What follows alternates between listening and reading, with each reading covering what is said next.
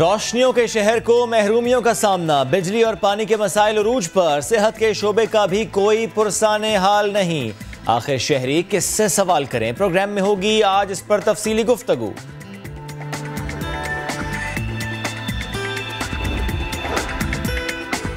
पाकिस्तान में corona virus से हलाकतें और केसेस में कमी, क्या हुकूमत टेस्ट कम कर रही है? आखिर केसेस में कमी की वजह क्या है? नया दिन में होगा इसका पोस्टमार्टम।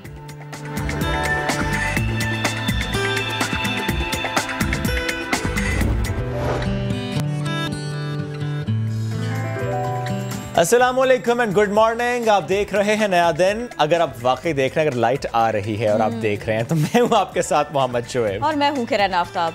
आजकल देखिए तो सही क्या क्या हो जाता है। वर्क फ्रॉम होम की बात है, आप सिस्टम ऑन करते हैं, सब बंद हो जाता है, लाइट चली जाती है। आप अपने लिए बहुत सारे टॉपिक्स निकाल के रखते हैं कि मुझे आज ये पढ़ना है, ये पढ़ना है, ये पढ़ना है, इसकी ब्रीफ मेरे पास होनी चाहिए, नहीं हो सकता। आप दफ्तर आ जाते हैं, फिर क्या होता है, एक लंबा सिलसिला शुरू हो जाता है। अगर आप मेरी तरह लफ्ज़ों के आसपास ही घूमते रहते हैं तो फिर वाकई आप लफ्ज़ों के आसपास घूमते रहेंगे। सोचना, समझना, बात करना सब मुश्किल है। वाकई अंधेरा छा जाता है। क्योंकि बिजली आ नहीं रही, सिर्फ और सिर्फ ऐसा लगता है जा रही है। ये मईशत की रीढ़ की हड्डी कहलाता है शहर, और यहाँ किसी को ज़हनी सुकून नहीं है। किसकी वजह से? के इलेक्ट्रिक की वजह से। ये शहर बहुत सारी महरूमियों से दो चार है, जिनमें से एक मामला है अंधेरे का। कराची इस वक्त वाकई रोशनियों से आरी होता चला जा रहा है। यहाँ रोशनियां नहीं है, रोशनियां छीन ली गई हैं और बिल थमा दिए गए हैं, और साथ में ये भी बता दिया गया है कि तकनीकी खराबी है, फर्नेस ऑयल नहीं है, हम बिजली दे नहीं सकते, लोड शेडिंग करने पर मजबूर हैं। हाय हाय हम क्या करें? हाय हाय करते हुए तो सारिफीन भाग रहे हैं। वो निकले कराची से और जाए कहां? घर में बैठना मुश्किल और घर से बाहर जाना भी मुश्किल। एक तरफ आप लॉकडाउन भी करते हैं और दूसरी तरफ आप ऐसे हालात भी नहीं बनाते कि कोई शख्स अपने घर तक महदूद ही रह सके। एग्जैक्टली किरण, इतना इस वक्त मुश्किल घड़ी आन पड़ी है कराची वालों पर। एक गर्मी है, दूसरा बिजली नहीं है, बिजली ना होने से पानी नहीं आ रहा। यानी सुबह उठते हैं, सोचते हैं आज पता नहीं कितने घंटे बिजली जाएगी, फिर ये सोचते हैं जब नल खोलते हैं, ओहो पानी तो आ नहीं रहा और ना जाने पानी भी कब आएगा। ये मसला आज का नहीं, ये मसला पुराना है, लेकिन इस पर सवाल तो बनता है। वो कि इलेक्ट्रिक से भी बनता है, वो हुक्मरानों से भी बनता है कि जब हम बात अक्सर करते हैं कि मैनेजमेंट का काम किसका है, गवर्नमेंट का है, लेकिन जब मिस मैनेजमेंट होती है तो सवाल उन्हीं से बनता है। फिर जवाब ये ना हो कि तो प्राइवेट एंटिटी है। और कराची के शहरी इतने खुशकिस्मत भी नहीं है कि अथॉरिटीज उनके बारे में बैठकर ये कहें कि क्या करें जी, हमने तो समझाया था, ये लोग पता नहीं कौन सी मखलूक है, ये तो समझ भी नहीं रहे। हम और आप इतने खुशकिस्मत भी नहीं है। हम सिर्फ वो लोग हैं जो बुनियादी जरूरियात से दूर हैं, जिनको ये सब कुछ किसी भी सऊबत के तहत नहीं मिल रहा, और हम सिर्फ और सिर्फ परेशानी से गुजरे। खुर्शीद आलम की रिपोर्ट आपको दिखाते हैं, उनकी तरफ चलते हैं ताकि आज का दिन कैसे गुजरेगा वो हमें बता सकें। हाँ जी बिल्कुल, जिस तरह शायर ने कहा था कि दिल्ली जो एक शहर था में इंतखाब, इसी तरह कराची भी एक शहर है जो किसी ज़माने में रोशनियों का शहर कहलाता था, मगर अब इसे तारिकियों ने अपना शिकार बना लिया है। सूरज गुरूब होने के बाद कराची के मुख्तलिफ़ इलाके तारीकी में जिस तरह डूबते हैं और जिस तरह वहाँ रहने वाले घुटन गर्मी के साथ जिस अजियत से दो चार होते हैं, उसको मैं अल्फाज में बयान नहीं कर सकता। और जब सूरज तुलू होता है तो मुख्तलिफ़ इलाक़ों में बिजली का तात्तुल मामूल बना हुआ नज़र आता है। कराची को बिजली की शदीद कमी है, और सबसे अहम बात है कि ये वो शहर है जो कौमी ख़जाने को सबसे बड़ा आमदनी का ज़रिया यानी टैक्स की सूरत में अदा करता है। मुख्तलिफ़ हुकूमतें आती रहीं जाती रहीं, लेकिन कराची में जो पावर शॉर्टेज है, जो बिजली की कमी है, जो बहरान है, उस पर अभी तक काबू नहीं पाया जा सका। और उसकी वाहिद वजह जो नज़र आती है वो है बद इंतज़ामी, या उसे बैड गवर्नेंस आप कह सकते हैं। तमाम तर दावों के बावजूद अब तक कराची में जो बिजली की कमी है उसको दूर नहीं किया जा सका। दावे किए जाते रहे, इजलास होते रहे। इससे पहले भी हमने देखा था कि सिंध में जब कभी इस तरह का कोई तनाज़ा खड़ा होता था, शहर में हंगामे फूटते थे, एहतजाज होता था, हंगामे होते थे, सड़कें ब्लॉक हो जाती थीं, तो गवर्नर हाउस में इजलास होता था जिसमें इलेक्ट्रिक के ज़िम्मेदारान को बुलाया जाता था, सरजनिश की जाती थी, और उसके बाद चंद रोज़ तक सूरत हाल मामूल पर रहती थी। लेकिन अब ऐसा लगता है कि ये इदारा बिल्कुल बेलगाम हो चुका है। दावे किए जा रहे थे, और जो उनकी वेबसाइट पर देखें तो लगता है कि सबसे बेहतरीन इदारा शायद कायनात का यही है जो बिजली फ़राहम करेगा और सबसे बेहतरीन अंदाज में करेगा। लेकिन शहर के मुख्तलिफ इलाके हों, चाहे वो लियारी की अगर आप बात करें, चाहे बल्दिया टाउन, इत्तेहाद टाउन, मलीर, खोखरा पार, आज़म बस्ती, कोरंगी, लांडी, जमान टाउन, इब्राहिम हैदरी, आपका न्यू कराची, सुरजानी, मंगो पीर, गर्ज कराची का कौन सा इलाका ऐसा है कि जिसके बासी बिजली की कमी से दो चार ना हुए हों। और सबसे अहम बात यह कि ये वो शहर है कि जो मुल्क का सबसे बड़ा शहर है, वसाइल के एतबार से भी यहाँ पर कमी नहीं है, लेकिन वो वसाइल यहाँ के लोगों की फलाह बहबूद पर ख़र्च नहीं हुए। और कराची में हमने देखा कि हर गुज़रते दिन के साथ ये मसला संगीन से संगीन तर होता जा रहा है। शहर के मुख्तलिफ़ इलाक़ों में लोगों का एहतजाज होता है, हंगामे होते हैं, घंटों ट्रैफिक आज भी जाम रहता है, लेकिन इस मसले को न जाने हल करने की जानिब सूबाई या वफाकी हुकूमतें दिलचस्पी नहीं ले रही। जी, तो फिर दिलचस्पी कहाँ है? अगर मेरे मसाइल के हल के लिए नहीं है तो फिर कहाँ है? अगर आपके मसाइल के हल के लिए नहीं है तो फिर कहाँ है? ज़रा सी दिलचस्पी उन लोगों की कि जो मैनेज करते हैं चीज़ों को, वो सारे मसाइल को हल कर सकती है, और सारे मसाइल को नहीं तो कहीं कहीं कुछ ना कुछ सहूलत ज़रूर मिल सकती है। आजकल कहीं से सहूलत मिल नहीं रही, और जो गर्मियां हैं उसमें तो शहरियों का बुरा हाल है। अब मैं मुल्तान की बात कर लेती हूँ। यहाँ लोग परेशान तो हैं, मुख्तलिफ़ इदारों में काम करने वाले जो सिक्योरिटी गार्ड्स होते हैं ना, वो भी बहुत परेशान हैं। वैसे भी उनकी परेशानियाँ बहुत होती हैं। ये घर से निकलते हैं 12-12 घंटे, कभी 16, कभी 18 घंटे सख्त ड्यूटी अंजाम देते हैं। अब ऐसे में गर्मी शदीद है और कोरोना वायरस भी है। इसकी वजह से सिक्योरिटी गार्ड्स को बहुत सारे मेजर्स लेने पड़ जाते हैं। इसमें जो सबसे बुनियादी बात है ना, वो इनकी वर्दी का मटेरियल होता है। पॉलिएस्टर की वर्दी होती है ये कपड़ा। आम हालात में तो शायद आप पहन लें, इसको वेयर कर लें और आपको उस कदर मुश्किल ना हो, लेकिन ज़रा सोचिए जो धूप में खड़ा है, जो धूप में बैठा है और 12 घंटे 14 घंटे की ड्यूटी दे रहा है, उसका हाल क्या होगा? खड़े खड़े दरवाज़ा खोलना, बंद करना, उठना बैठना, बार बार चेक करना। ज़रा इसको भी रियलाइज़ करने की कोशिश कीजिए कि वो जो एक बॉटल पानी आप उनको थमाते हैं, ऐसा लगता है इस मटेरियल के आगे वो भी कुछ नहीं है। तो इस हसास तरीन मौजू का अहाता किया मोहसिन अली ने, हम आपके सामने रखते हैं। मुल्तान की सख्त गर्मी में रिहायशी कॉलोनी और ऑफिस के बाहर सिक्योरिटी गार्ड अपनी ड्यूटी सरंजाम। सिक्योरिटी गार्ड को किन किन मुश्किलात का सामना करना पड़ता है, आइए आपको दिखाते हैं।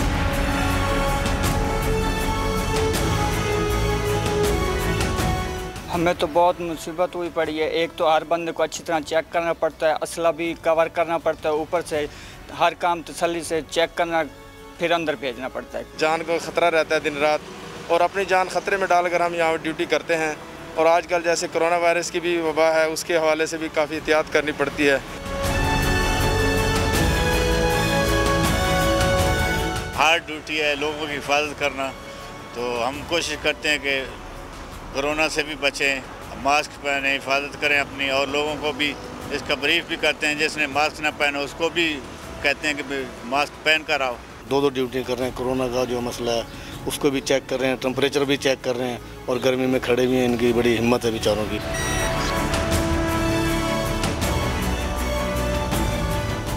सख्त गर्मी में सिक्योरिटी गार्ड कम तनख्वाह में भी अपनी जान खतरे में डालकर अपने बच्चों के लिए रिस्क हलाल कमा रहे हैं। कैमरामैन अदनान सियाल के साथ मोहसिन अली, समा, मुल्तान। ये मुल्तान की खबर थी, और पूरे मुल्क में ही ज़ाहिर है ऐसी सूरत हाल है। सोचने का वक्त है कि इनकी वर्दी बदलनी है, इनकी ड्यूटीज़ में थोड़ा सा रिलैक्सेशन होनी चाहिए। शुएब, कुछ वाक़यात मेरी नज़र से ऐसे गुजरे थे कि इस बात पर एक्शन हुआ, सस्पेंड किया या घर भेजा कि यूनिफॉर्म नहीं पहना था। नेक्स्ट टाइम कंप्लेन करने से पहले सोच लीजिएगा कि ये तो काम ही इतना मुश्किल है आपके लिए। उनकी वर्दी पूरी नहीं थी, ये शिकायत करना आसान है और इस पर एक्शन लेना भी आसान है। ये पहनने वाला जानता है कि वो किस कदर मुश्किल में है।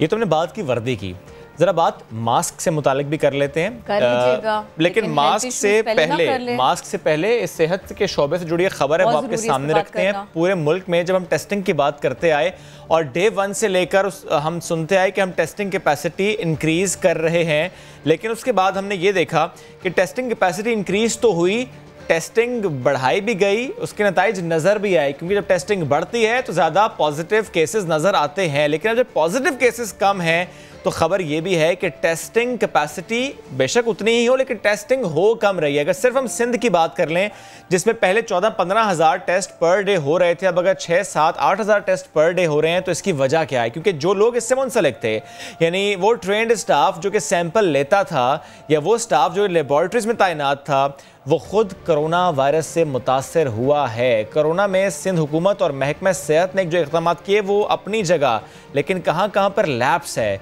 ये जानने के लिए चलते हैं अपने नुमाइंदे फैसल खान की जानिब। जी फैसल।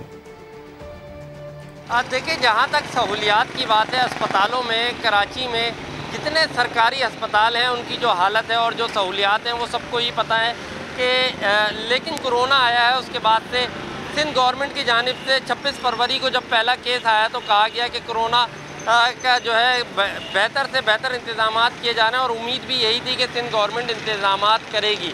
लेकिन इस वक्त सूरत हाल ये है कि कराची में सबसे ज़्यादा पाकिस्तान में केसेस अगर किसी सूबे में हो रहे हैं तो सिंध में, और सिंध में भी कराची में सबसे ज़्यादा केसेस रिपोर्ट हो रहे हैं। 80% से ज़ायद केसेस कराची से ही रिपोर्ट हो रहे हैं। और इधर हाल ये है कि सिंध हुकूमत ने दावे तो किए, बातें तो की, लेकिन उस तरह कोरोना के मरीज़ों के लिए वो सहूलियात इलाज की फराहम ना कर सकी जैसी इन्हें करनी चाहिए थी। आज ये हाल है कि सिंध के सिर्फ अस्पतालों में अगर बात की जाए तो आइसोलेशन और ICU बेड जो हैं इन्होंने अब तक तकरीबन 500 से 600 सिर्फ अस्पतालों में इन्होंने इंतज़ामात किए। फिर बाकी दीगर प्राइवेट हॉस्पिटल और सरकारी जो फील्ड हॉस्पिटल इन्होंने बनाए मुख्तलिफ एक्सपो सेंटर में और PF में, उसको मिलाकर तकरीबन 2 से 2.5 हज़ार के करीब इंतज़ामात इन्होंने किए हैं जो आइसोलेशन के हैं, लेकिन ऐसी सहूलियात नहीं मिली। लेकिन इसके साथ साथ गुज़िश्ता 2 से 3 दिन से एक और परेशानी का सिंध हुकूमत को सामना रहा, वो ये रहा कि ये इनकी जानिब से एक सहूलत फराहम की गई थी टेस्टिंग की, कि जो भी कोरोना के मरीज़ हैं उनके घरों पर जाकर जो है टेस्ट किए जाएंगे, लेकिन वो भी रोक दी गई क्योंकि वहाँ पर जो कोरोना टेस्ट करने वाले थे वो खुद कोरोना का शिकार हो गए और अब उनको वो टेस्टिंग की सर्विस बंद करनी पड़ी। इसके साथ साथ पैरामेडिकल स्टाफ, डॉक्टर्स भी बड़ी तादाद में इससे मुतासिर हुए, जिसके बाद अब हम देख रहे हैं कि सिंध हुकूमत ने जो है पैरामेडिकल स्टाफ की भर्ती का भी ऐलान किया और उनको भर्ती किया जा रहा है।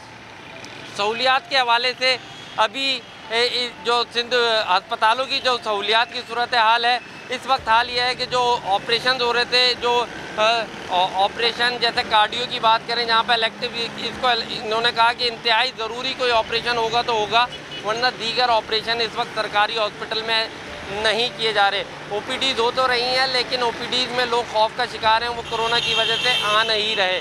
तो कराची के जिस तरह से कहा गया था कि पीक जून में, जुलाई में होगा, और इस तरह के इंतज़ामात की उम्मीद की जा रही थी सिंध हुकूमत से कि इनको जो है इंतज़ामात कोरोना के हवाले से कर लिए जाएंगे, लेकिन ऐसे इंतज़ामात, ऐसी सहूलियात कराची को नहीं दी गई जिस तरह से कहा जा रहा था। पहले से सब कुछ पता था कोरोना के हवाले से, लेकिन उस तरह की सहूलियात इनको कराची वालों को उस तरह नहीं मिल सकी हैं। जी बहुत शुक्रिया फैसल खान, बहुत शुक्रिया, आप हमें इस सिलसिले में अपडेट कर रहे थे। देखिए, मसला नहीं है, मसाइल हैं, और उनमें ये मसला भी शामिल है कि आप सवाल करें तो किससे करें, अवाम जाएं तो जाए कहाँ, बात किसी से पूछें तो किससे पूछें, हमारे बारे में सोचा क्या है, कराची के शहरी के बारे में अथॉरिटीज़ ने, हुकूमतों ने सोचा क्या है, मसाइल को हल करने के लिए स्ट्रैटेजी क्या है, किससे पूछे जी। सब खफा हो जाते हैं, सबको ऐसा लगने लगता है कि आपने ये क्या सवाल कर दिया, आप तो मुझे दूसरी पार्टी के लोग लगते हैं। तो ये वाला माहौल नहीं होना चाहिए, गुफ्तगू होनी चाहिए काम के साथ साथ, ये बहुत ज़रूरी है।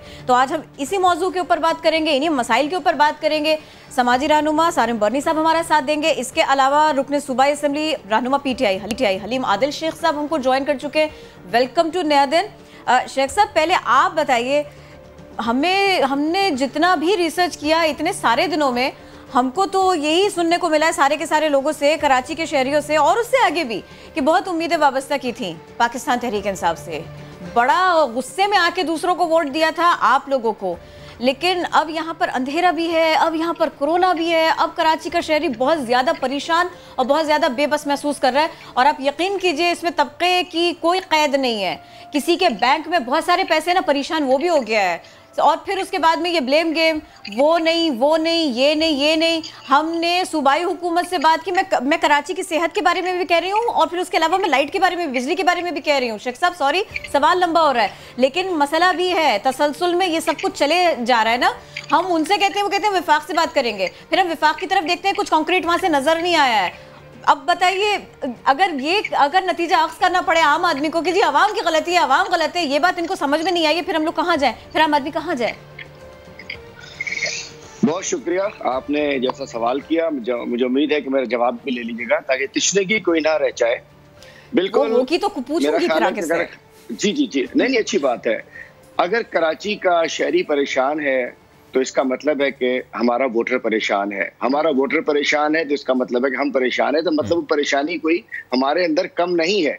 अब इसके दो पहलू हैं। आपने कहा कि जी कोरोना में भी हमने वोट दिया, कोरोना भी आ गया, हमने वोट दिया, अंधेरा भी आ गया, बिल्कुल जायज है।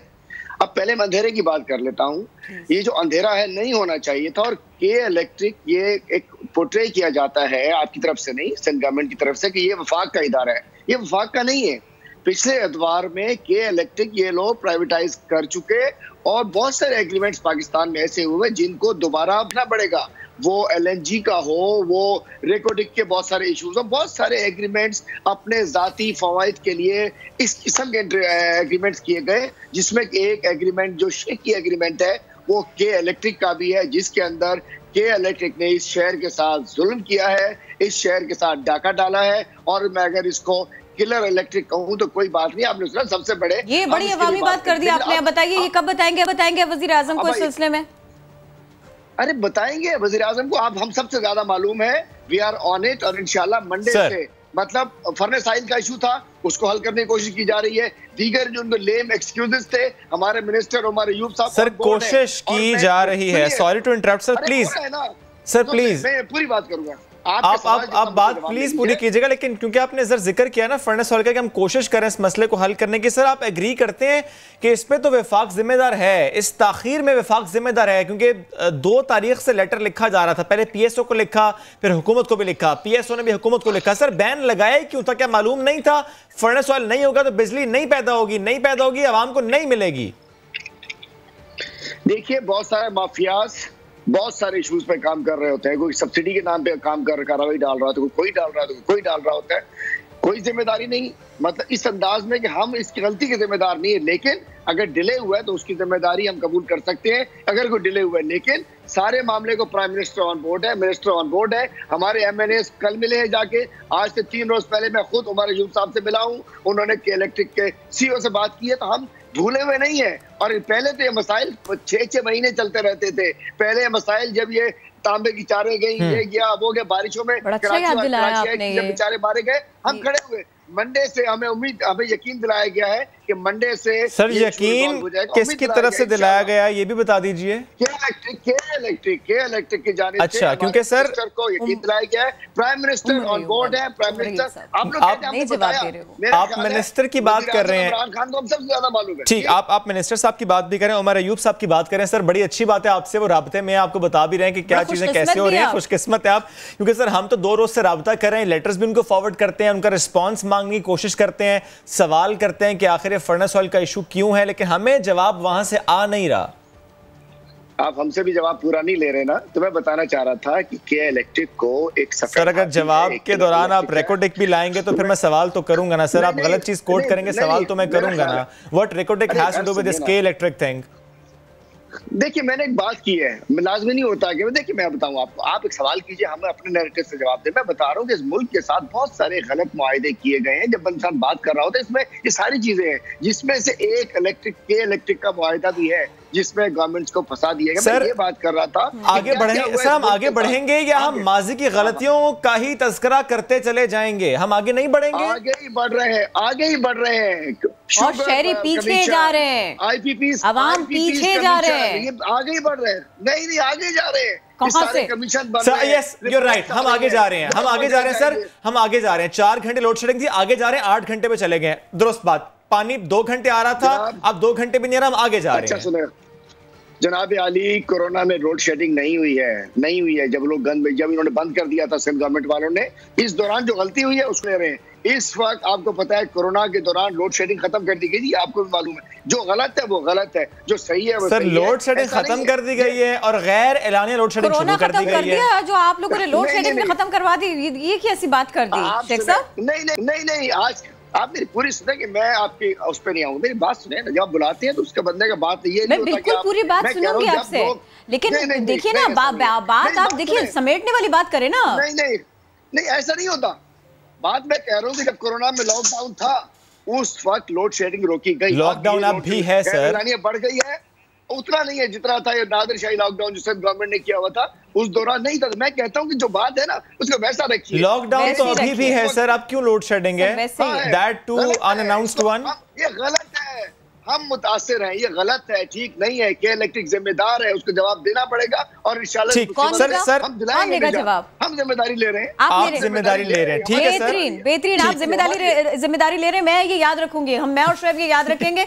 ये देखिए अगर ये इशू रिजॉल्व नहीं हुआ ना मैं फिर आपसे बात करूंगी। क्योंकि अभी तो किरण कहा जा रहा है कि 18 जुलाई तक हमें इंतजार करना पड़ेगा कि जब फर्नेस ऑयल आएगा। नुसरत साहब अब्बासी साहब में ज्वाइन कर चुकी हैं, मैं उनकी तरफ जाना चाह रहा था।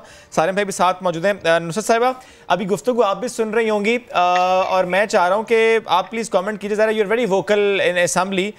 जब हम सिंध हुकूमत से सवाल करते हैं तो वो दो बातें, एक वो ये कहते हैं कि विफाक जिम्मेदार है, दूसरा वो कहते हैं कि ये प्राइवेट है। जब विफाक से सवाल होता है तो वो कहते हैं कि माजी की गलतियां हैं, ऐसे मुआहदे हुए जिसकी वजह से आज हम भुगत रहे हैं। नुसरत साहिबा हम यही बातें सुनते रहेंगे और इसी तरह पिसते रहेंगे? यही हमारी तकदीर में लिख दिया गया है, कराची की वालों की तकदीर में यही लिख दिया गया है? Thank you so much Shoaib, बहुत शुक्रिया। और इस वक्त भी मैं आपके सामने लाइव इसलिए बैठ सकी कि अल्लाह की कुदरत हो गई कि 2 घंटे के बाद लाइट आ गई। 2 घंटे लाइट नहीं थी और जो हब्स और जिस कैफियत में हम गुजार रहे हैं शोएब, कराची वालों की किस्मत, अब तो मैं कहूँगी कराची वालों आपने अपनी किस्मत को खुद ख़राब कर दिया। आपने अपने नसीब में यतीम लिखना आगे लिख दिया। कराची वालों ब्रैकेट में यतीम खुद किया है उन्होंने, खुद। जब से उन्होंने ऐसे लोगों को वोट दिया जो लोग कहते रहे, ऑन करते रहे कराची हमारा, कराची हम कराची के, कराची हमारा, वो लोग कहाँ हैं? कराची पुकार रहा है, कराची प्यासा है, कराची अंधेरे में, कराची में कोरोना है, कराची में बहुत कुछ है, कराची तबाह बर्बाद हो गया, बिल्डिंगें गिरती हैं, लोग मरते हैं, पुरानी बिल्डिंगें पड़ी हैं, इंक्रोचमेंट हो रही है, बड़ी लैंड माफिया है, एक मंथ का, एक हफ्ते का खरबों रुपया काला धन निकलता है यहाँ से। और अभी जब नुसरत साहिब अब्बासी शोएब से और किरण से समा के जरिए मुखातिब है तो सीएम अभी उठे होंगे, इतना कह देती हूँ, उठे होंगे। इतना चले वो जल्दी उठते, खुद बताते मैं बहुत जल्दी उठता हूँ, उठे होंगे। कराची मर रहा हो, कुछ भी हो, वो पता नहीं किसके सीएम है। और सीएम मुराद अली शाह साहब, आप क्या सिर्फ अपनी पार्टी के सीएम हैं और आपको सिंध का दर्द नहीं नजर आता? कभी लियारी गए? एक बिलावल के साथ तो गए होंगे, जरूर गए होंगे, वहाँ जलसा वलसा किया होगा। वोट मांगने तो जाते हैं, मसाइल हल करने नहीं जाते। वो यही रहता है। हाँ, वोट के लिए तो ये लोग वोट के लिए तो वो थर के आखिरी उस जगह पे भी जाते हैं जहाँ पानी नहीं होता। अच्छा, मैं आपको बताऊं, कराची के लोग इलेक्ट्रिसिटी के लिए जो इन्होंने अजाब उन पर डाला है किरण, इतने बिल, मतलब आपके और बिजली नहीं है, 8 घंटे लाइट नहीं है और बिल इतने लंबे, और उसके बाद जब जाओ दुहाई देने के लिए, क्योंकि करीब जाएगा ना, जिसकी तनख्वाह होगी 20,000 वो उसको आप दे दो 8,000 का बिल, 10,000 का, तो उसका तो सारा बजट सत्यानाश। और जब वो तो बीमार भी नहीं हो सकता। दफ्तर के बाहर जिस शख्स की तनख्वाह 20,000 है, ना उसको बीमार होने का हक है, ना उसको अपने बच्चे को दवाई देने का हक है। और मैं का हक है, ना उसके बच्चे को बीमार होने का हक है, उसको आइसोलेशन में भी जाने का हक है। उसके लिए सब कुछ सजा है। साहब के हाथ बांधे भी देखे। अच्छा देखिए, बांधो के घर में रहो भाई, घर में रहो। ये बताइए, ये पीपल्स पार्टी के तो उनके तो हाथ बंधे हुए हमें नजर आ रहे हैं, पीटीआई के हाथ किसने बांधे हैं भाई? वो लोग क्यों नहीं कुछ रिजॉल्व करते? मैं तो शेख साहब से सवाल पूछे जा रही हूँ जी। किरण, बिल्कुल यहाँ बोलूंगी, हमने बताया नुसरत साहब को जवाब देने दे, मैं आऊंगी आपके पास। शेख साहब, सिंध हुकूमत अगर सिंध हुकूमत के कहती है मेरे हाथ बंधे, तो आपके तो वैसे ही हाथ बंधने वाले हैं। ये तो आप छोड़ दें कि आपके हाथ खुले, सबके हाथ बंधने वाले हैं। किसी मसलियत की वजह से हाथ खोले हुए थे आपके, तो सिंध हुकूमत से क्या शिकवा करना कि इलेक्ट्रिक में किसके लोग बैठे हुए? क्या वो अमेरिका से ट्रंप ने भेजे हैं या कनाडा के वजीर आजम ने भेजे हैं? किसके लोग हैं? किसकी मखलूक है जिस पर आपकी गिरफ्त नहीं है? वो कौन सी माफिया है? वो माफिया सिंध गवर्नमेंट के अंडर भी नहीं आती, वो माफिया वफाक के अंडर में भी नहीं आती। फिर वो माफिया कौन है जो कराची जैसी इतनी बड़ी 3 करोड़ की आबादी को जुल्म सितम कर रही है? यकीन करें। अच्छा किरण, कितने ही लोग घुट के मर जाते होंगे, क्योंकि हर कोई तो आप हाईलाइट समा नहीं करता, और समा तो मेरी आवाज बना है। मैं सलाम पेश करती हूँ समा को कि समा ने मेरी आवाज बनाया और मैं समा की मैं भी बनी हूँ। मैंने असेंबली के फ्लोर पर वो इश्यूज उठाए जो समा दिन रात लगाता। मैं सिंधी चैनल्स की तारीफ कर रही थी। आई एम सॉरी मैंने उर्दू की नहीं की, मुझे कहना था, समा का नाम लेना था कि सिंधी चैनल सारा दिन खिदमत करते रहते हैं, सिंध की दुख दर्द बताते हैं, लेकिन जो ऐसा इशू आता है तो समा भी आ जाता है उस इशू में, और 1-2 ARY दूसरे चैनल भी आ जाते हैं, उनको तो हम कहते हैं। लेकिन खिदमत करें चैनल, अयाशियां करी हुकूमत के ये बैठे हुए पीपुल्स पार्टी वाले और पिस रहे अवाम से भी कहूंगी। हकीकत ये है कि वफाक को भी इंटरफेयर करना पड़ेगा। कब करेंगे, मेरा ये सवाल है कि कब करेंगे। और चूंकि सारिम भाई साथ में है तो प्लीज हमारे साथ रहिएगा। शेख साहब आप भी, नुसरत साहब आप भी। सारिम भाई, कोई बात ऐसी हो जाती है, कोई स्टेटमेंट ऐसी आ जाती है कि ना ऐसा लगता है कि अल्लाह मेरे जख्मों पे मरहम लगा, अल्लाह की तो इन्होंने मेरे मुंह की बात छीन ली है। मैं आम आदमी के पर्सपेक्टिव में आपको कह रही हूँ, अभी नुसरत साहिबा ने जितनी बातें की वो वाकई एक आम आदमी ही के ख्यालात थे, उसी के मसाइल थे। इवन अभी शेख साहब ने भी जितनी गुफ्तगू की उसमें बहुत कुछ ऐसा था कि जिससे एक आम आदमी रिलेट करे, लेकिन फिर हम इन लोगों को कहाँ तलाश करें, अथॉरिटीज़ को कहाँ तलाश करें जब हम मुसलसल परेशानी में, और हमें नजर आ रहा है कहीं कहीं इनको इदराक भी है इसका। सारिम भाई देखिए, मसला सारा हुकूमत और अपोजिशन का है। यही लोग, आप यकीन जाने की मेरी बहन है नुसरत साहिर अब्बासी, बहुत अच्छी बातें करती है, हमारे दिल की बातें करती हैं, लेकिन मैं यकीन से कहता हूँ हुकूमत में बिठा दें, एक मसाइल में भी फर्क नहीं आएगा। बिल्कुल आज से 19-20 कुछ हालात कह सकते हैं, इससे ज्यादा कोई फर्क नहीं आएगा। अलीम आदिल शेख साहब भी इक़्तिदार में रह चुके हैं, मिनिस्टर भी रह चुके हैं, क्या फर्क आ गया था?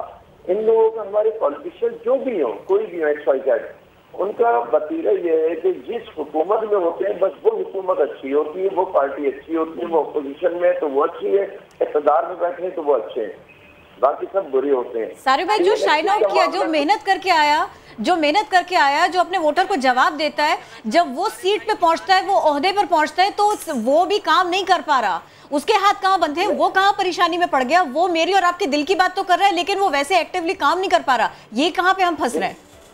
देखिए, यही तो मैं भी पूछना चाहता हूँ और फिर बताना भी चाहता हूँ कि या तो बोल दे कि हम सबके जब इक़्तिदार में आते हैं तो हाथ पांव बांध दिए जाते हैं, और अगर सबके बांध दिए जाते हैं तो जो इक़्तिदार में बैठे हैं हमसे उसके खिलाफ बोलना भी नहीं चाहिए। और अगर ऐसा नहीं है तो फिर तो आप बेईमान हुए, हमारे मुल्क का फिर एक पॉलिटिशियन बेईमान होगा फिर तो, क्योंकि जब जो इक़्तिदार में आया उसने सिर्फ धोखा दिया है। आमरीत के खिलाफ बहुत ज्यादा बोलते हैं हमारे जमहूरियत पसंद लोग जो हैं, लेकिन मैंने जब पाकिस्तान की तारीख में कोई अच्छा टाइम देखा है वो आमरीत का टाइम देखा। मैंने अगर पाकिस्तान की तारीख में कोई बुरा टाइम देखा तो आमरीत के फौरी बाद जो अभी हाल में आया था जमहूरियत, वो देखा।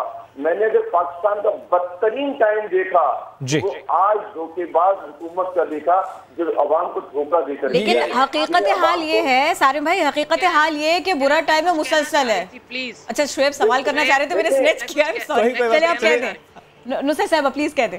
मैं कुछ कहना चाह रही, please. Thank you so much Kiran. पहले तो बर्नी भाई ने कहा कि मेरी बहन बहुत अच्छा बोलती हैं, लेकिन जब ये इक़्तिदार में आएंगी तो ये भी इन जैसी हो जाएंगी। बर्नी भाई, मैं इक़्तिदार में आई हूँ, ऐसी बात नहीं है। 4 महीने 5 महीने या 6 महीने जब जरदारी साहब ने पीर साहब से कहा था तो हम वहां जाकर बैठे थे। बर्नी भाई, मैं आपको चैलेंज कर रही हूँ आप सबको कि नुसरत साहिर अब्बासी ट्रेजरी बेंचेस पर बैठ चुकी है, लेकिन वहां भी मैंने अवाम के मसाइल उठाए। यही काम होना भी चाहिए। ऑपोजिशन में बैठा हुआ नहीं बर्नी भाई सुनिए, ऑपोजिशन में बैठा हुआ हर शख्स मेरी तरह आवाज नहीं उठाता, हालांकि ऑपोजिशन में बैठा हुआ है। वो क्यों चुप है? उसको भी तो बोलना चाहिए ना, क्योंकि ये इसीलिए मुंतखब किया जाता है नुसरत साहिबा, इसीलिए मुंतखब किया जाता है। लीडरशिप का फर्क है, आपकी अपनी शख्सियत का फर्क है। अगर आपके करने का विल है, आपके अंदर दर्द है और आप चाहते हैं कि कुछ करना है, तो आप इक्तदार में भी करेंगे, कर सकते हैं। आपके इस और जो बोलने वाले हैं वो इक्तदार में भी आकर बोलते हैं। अगर नुसरत अब्बासी को इक्तदार मिला, नुसरत अब्बासी को इक्तदार मिला, तो मैं कसम खाती हूँ, क्योंकि मुझे चेयरमैनशिप मिली थी ज़कात और उशर की, मैं खूब कमाती, मैं खूब खाती, 1 मिनट, लेकिन मैंने उस पूरे डिपार्टमेंट को इस कदर हिला के रखा, मुझे धमकियां मेरी क़यादत तक चले गए, लेकिन मैंने वहां से करप्ट लोगों को निकाला।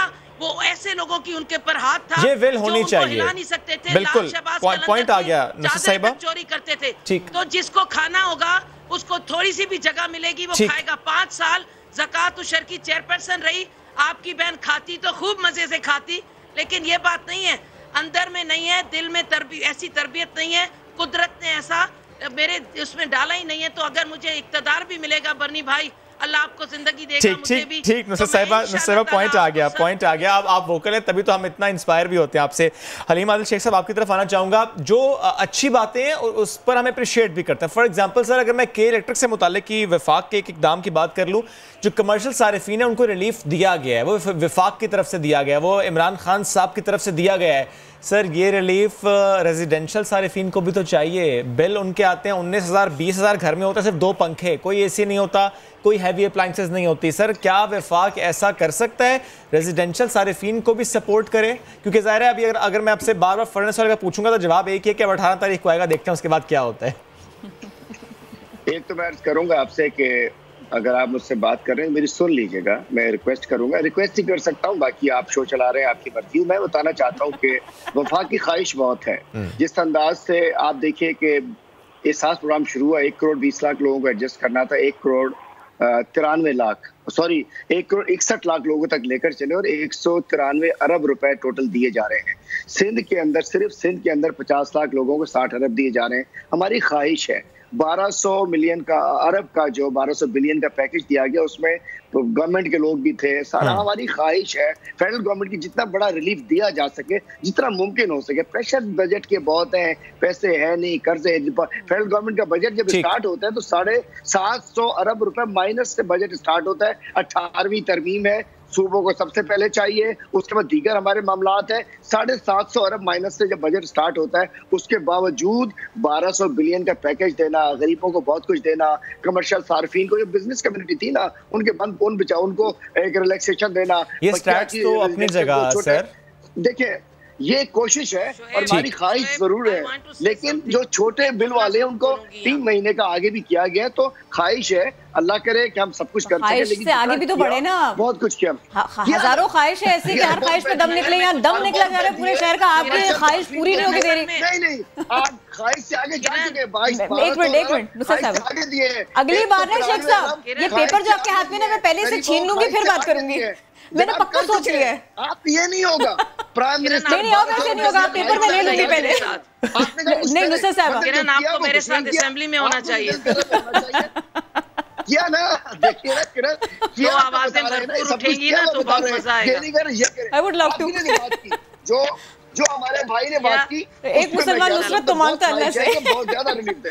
Thank you so very much Sheikh sahab. नहीं मैंने सुन ली। अच्छा मैं किरण एक बात नुसरत साहिबा, लेकिन पहले हलीम आदिल शेख साहब को कंप्लीट करने दीजिए। वो गिला करते हैं, मेहमान है हमारे। प्लीज हलीम साहब प्लीज कंप्लीट कीजिए। देखिए मैंने जो बात की, जब आपने कहा कि जी ये भी करे, मैंने कहा हमारी ख्वाहिश है ये भी करे अल्हम्दुलिल्लाह, लेकिन जो किरण ने कहा कुछ करे ना, तो बहुत कुछ अल्लाह के करम से कर चुके हैं जो मुमकिन नहीं था। भैया जो करना है वो करे ना। सवाल कोई भी पूछेंगे आप एहसास प्रोग्राम का जवाब देंगे, ये तो दुरुस्त बात ना हुई। सवाल तो इलेक्ट्रिक है sir. Where is writ of the state? Haleem sahab क्या वफाकी हुकूमत सर क्या तरीके इंसाफ किसी इदारे को नहीं कह सकती कि बिजली दो? क्या के इलेक्ट्रिक को नहीं कहा जा सकता कि बिजली दो? शोएब मैं इस पे बात करूंगी प्लीज, मुझे ओके नुसैबा आते हैं। बिजली दो, मैंने कहा बिजली दो। ठीक है, यानी आपकी नहीं सुनी। ठीक है सर, आपकी नहीं सुनी। के इलेक्ट्रिक ने वफाक की बात नहीं सुनी। नुसरत साहिबा आप कमेंट कीजिएगा। ठीक नहीं, मैं इख्तलाफ करूंगी प्लीज। नुसरत साहिबा शोएब जहाँ इख्तलाफ करना होगा मैं करूंगी, बेशक मैं इत्तेहादी हूँ, लेकिन जहाँ इख्तलाफ करना होगा मैं करूंगी। वफाकी जितने भी यहाँ पर इदारे हैं, ये के इलेक्ट्रिक तो चलें ठीक है, ये कहते हैं कि प्राइवेट है, वो तो मुझे लगता है कि ट्रंप ही उसका कोई मसला हल करेगा, ये पाकिस्तान मसला हल नहीं करेगा। लेकिन जो वापडा है वो किसके अंडर में आता है? वफाक के अंडर में। इसके अलावा सुई सौदरन है और दूसरे नादरा है और दूसरे इदारे हैं वफाक के। हम कह के थक गए, इनको कह के थक गए वफाक को। गवर्नर, अच्छा गवर्नर बैठे में ठीक है, आपके हाथ काट दिए ना असेंबली में इन्होंने, पीपल्स पार्टी ने। आपकी अपनी पर्सनैलिटी तो एज अ गवर्नर, जब गवर्नर बाहर निकलेगा ना, जब वो विजिट करेगा कराची में, बाहर जाएगा, लोगों के साथ खड़ा होगा, ठीक है साहिबा, यानी जब विल हो तो काम हो ही जाता है, चाहे मैंडेट हो या ना हो। बहुत शुक्रिया, हमारे तमाम मेहमानों के साथ मौजूद थे आप, और अल्लाह करे हमने कोशिश तो की कि जब डिबेट कर रहे हैं तो ज़रा हम वे फॉरवर्ड की बात करें, माजी इससे ज़रा निकल आएँ और अब मुस्तकबिल की बात करें। एनीवेज एक ब्रेक लेते हैं, वापस आते हैं, स्टे विद अस।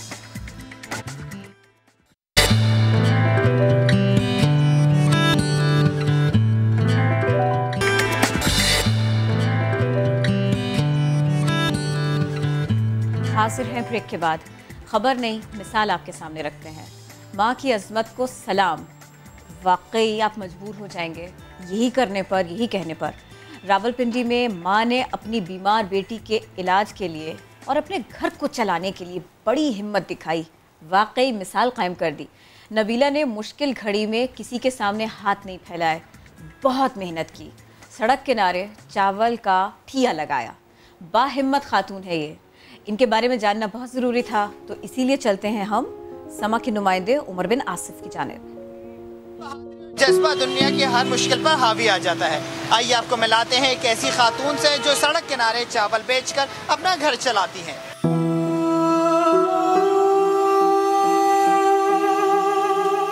भाई मुझे बहुत सपोर्ट करता था, जिसकी वजह से मुझे बाहर आने की ज़रूरत नहीं पड़ती थी। रिक्शे पे वो अपना घर चलाए या मेरा सपोर्ट करे।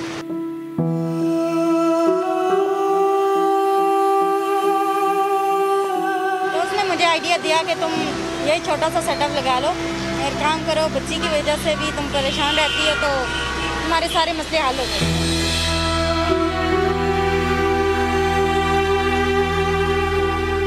अल्हम्दुलिल्लाह मुझे ये काम करके भी अल्लाह का शुक्र है कि मैं बहुत अच्छे से खर्चा चला सकती हूँ। सबसे बड़ी बात ये है कि मैं अपने ये जो ट्रैफिक वाले भाई हैं इनका बहुत शुक्रगुजार हूँ। इनका मैं शुक्रिया दिल से अदा करना चाहती हूँ कि इनकी वजह से मैं यहाँ पे काम कर रही हूँ।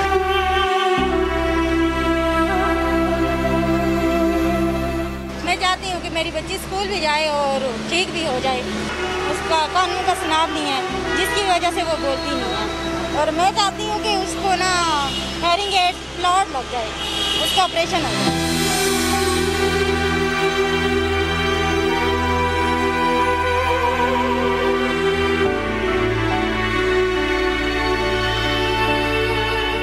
नबीला बीबी की मेहनत के साथ साथ ममता को भी सलाम कि वो चावल बेचकर अपने कुव्वत समाज से माजूर बच्ची का इलाज कराने के लिए पुरज़्म है। कैमरामैन आज़म वासी के साथ उमर आसिफ, समा, रावलपिंडी। अल्लाह इनकी मुश्किलात आसान करे। अगर आप इनकी मदद करना चाहते हैं तो ज़ाहिर रावलपिंडी में है ये, इनकी मदद के लिए ख़ुद इनसे भी कांटेक्ट किया जा सकता है। एनीवेज़ बढ़ते हैं आगे, नसीब की बात करते हैं। बड़े नसीब की बात है कि बुलावा आ जाए, और बड़े नसीब की बात है कि आप वहाँ पहुँच भी जाएं। यानी जब अल्लाह बुलाए और आप मक्का और मदीना की ज़ियारत करके आएँ, आप खाना काबा जाएँ, आप मस्जिद नबवी जाएँ। इस बार हज की ख्वाहिश रखने वाले पाकिस्तानियों का बुलावा नहीं आया। बहुत से और ममालिक, यानी तकरीबन तमाम ममालिक, क्योंकि ज़ाहिर है हज महदूद किया गया, जो सऊदी अरब में रहते हैं सिर्फ वही हज अदा कर सकते हैं। जब हम पाकिस्तान के पर्सपेक्टिव से इस खबर को देखते हैं तो बहुत से लोगों ने दरख्वास्त दी थी, जो हुकूमती स्कीम होती है उसके तहत नाम भी आ चुका था, यानी कुरानंदाजी हो चुकी थी, तैयारियां भी थीं, और वो इस शशोपंज में मुब्तला थे कि क्या फ़ैसला होगा। एनीवेज़ फ़ैसला हो गया, वो जा नहीं सकते। बुलावा तो आया था लेकिन ऐसे हालात हो गए कि फ़िलहाल जा नहीं सकते। इन लोगों से आज हमने सोचा कि ज़रा बात करें, आपकी मुलाकात कराते हैं फैसलाबाद के एक शख्स से जिनकी ख्वाहिश थी, जो जाना चाहते थे। ऐसी बहुत सारे फैमिलीज़ हैं, उनके जज्बात क्या थे, ख्वाहिशात ज़ाहिर होती हैं। आपके लिए रिपोर्ट तैयार की, यूसुफ चीमा ने दिखाते हैं। हुकूमत की जानब से फ्रीज़ा हज की अदायगी के लिए बैरून मुल्क से आने वाले आज़मीन हज पर पाबंदी लगा दी गई, जिसके बाद फैसलाबाद के रहायशी भी रवां साल हज का फ्रीज़ा अदा नहीं कर सकेंगे। उनके इस हवाले से क्या जज्बात हैं, आइए उन्हीं से जानते हैं।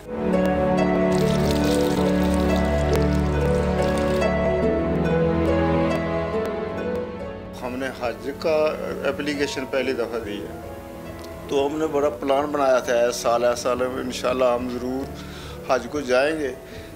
तो पैसे को भी इकट्ठे किए, इधर उधर से इकट्ठे करके दिए और हमारा नाम भी निकल आया। और मेरे 2 दोस्त हैं वो बैंक से रिटायर हुए हैं, उन लोगों ने भी 2 दफ़ा पहले भी दरख्वास्तें दी थी, उनका नाम नहीं निकला था।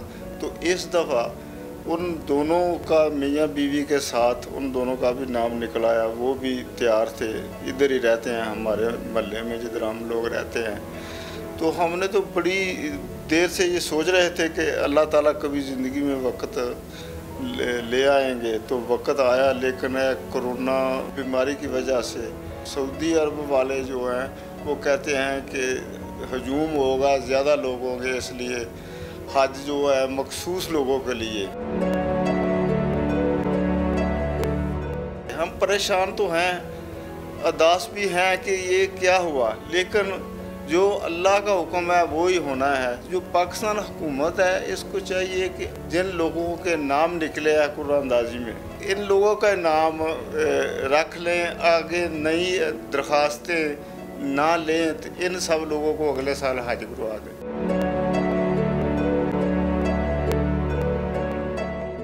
कोरोना वबा की वजह से रवां साल हज का फरीज़ा सरअंजाम ना देने वाले अफसुर्दा तो हैं मगर मायूस नहीं।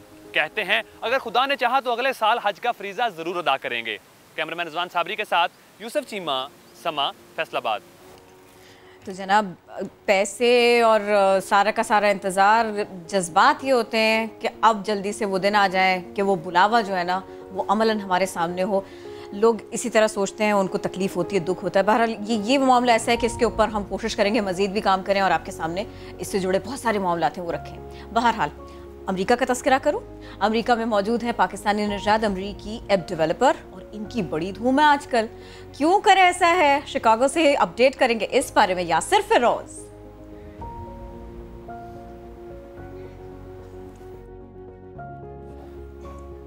कोशिश करूंगी मैं। यासिर फिरोज ने अब बहुत अच्छा रिपोर्ट एक हमारे लिए जो है ना वो बना दी, तैयार कर दी, तो चलिए आपको दिखाते हैं। बाद मसाजिद में आने वालों की डेटा ट्रेसिंग का आइडिया इन ऐप डेवलपर्स का था। अब अमेरिका की बड़ी मसाजिद ने इनका मॉडल अपना लिया है। अब ये चाहते हैं कि पाकिस्तान में मौजूद मसाजिद के साथ साथ शॉपिंग मॉल्स इस मॉडल को अपनाएं। ये बहुत आसानी से हर जगह इसको अडॉप्ट किया जा सकता है। शॉपिंग मॉल्स के अंदर भी अडॉप्ट किया जा सकता है, रेस्टोरेंट्स हैं, बिजनेसेस हैं, फैक्ट्रीज़ हैं जो वहाँ पर भी अडॉप्ट किया जा सकता है। डेटा ट्रेसिंग का मकसद इस ऐप डेवलपिंग कंपनी के फाउंडर कुछ यूँ बताते हैं। अब खुदा न खास्ता अगर कोई केस हो जाता है वहाँ, ये लोग पूरे एक रिपोर्ट हम लोग बना सकते हैं कि ये 10 अफराद थे मस्जिद में इस वक्त, इनको कांटेक्ट किया जाए। अमेरिका में घर घर अजान की आवाज़ पहुंचाने के लिए इन डेवलपर्स की एक अजान ऐप मुतारिफ हो चुकी है। अजान फ्रेम में हमारा ऑप्शन क्या है कि आप अजान फ्रेम को इंडिपेंडेंटली बाय लोकेशन यूज़ कर सकते हैं या फिर आप उसको अपनी आजू बाजू में जो भी मस्जिद हैं आप उसके साथ कनेक्ट कर सकते हैं। अमेरिका भर में मौजूद पाकिस्तानी और मुसलमान कम्युनिटी इस इक़दाम पर काफ़ी खुश हैं और चाहते हैं कि पाकिस्तान में भी ऐसे इक़दामात उठाए जाएं। यासिर फिरोज, समा, शिकागो, अमेरिका। अमेरिका से रिपोर्ट तैयार की थी यासिर ने। मजीद बात करते हैं, सलमान अवान साहब ने हमें ज्वाइन किया है, CEO है मस्जिद आल। बहुत शुक्रिया सर आपके वक्त का। सर ये डाटा ट्रेसिंग का आइडिया ज़रा आपने इम्प्लीमेंट किया इन मस्जिद, ये आया कैसे और इस पर काम किस तरीके से शुरू हुआ? फिर